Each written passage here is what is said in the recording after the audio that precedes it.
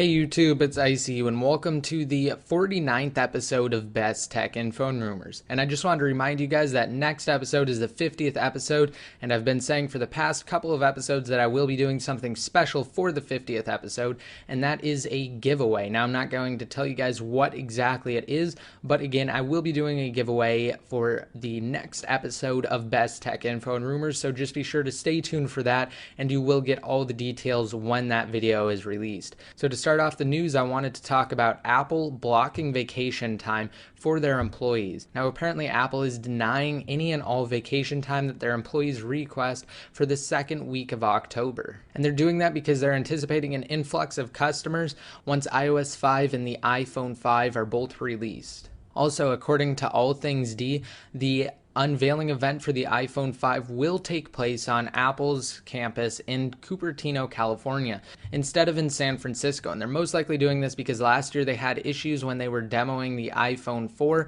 and because everybody in the audience was connecting to Wi-Fi, they were actually having trouble connecting the iPhone 4 unit to Wi-Fi as well. So again, they're most likely doing this so they can have more control over the Wi-Fi situation during their demonstration. And again, this is from All Things D, who also reported that the event will take place on October 4th.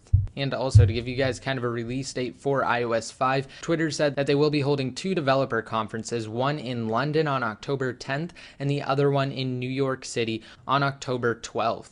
And it said that these conferences will be specifically related to iOS 5 and Twitter integration. So it's just kind of obvious that iOS 5 will be released before this date and most likely after October 4th, which is right now the widely accepted date for the iPhone 5 unveiling event. Now, a picture was actually taken of an Apple store that was closed, and as you can see in the picture, it looks like it's blacked out, and it has writing on the left-hand side near the parking meter.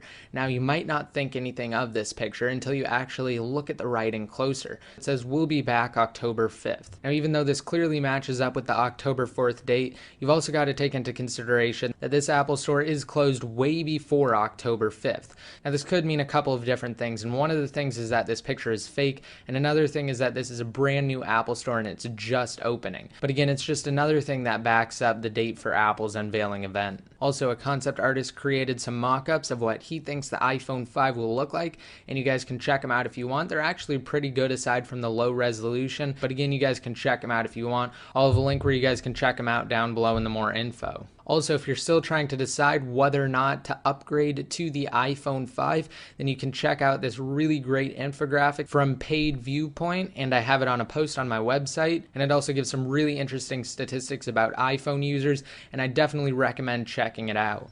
And finally, at WWDC 1997, Steve Jobs was describing his home setup in which he didn't have to back up anything, and all of his data was basically stored for him on a daily basis in a cloud type situation.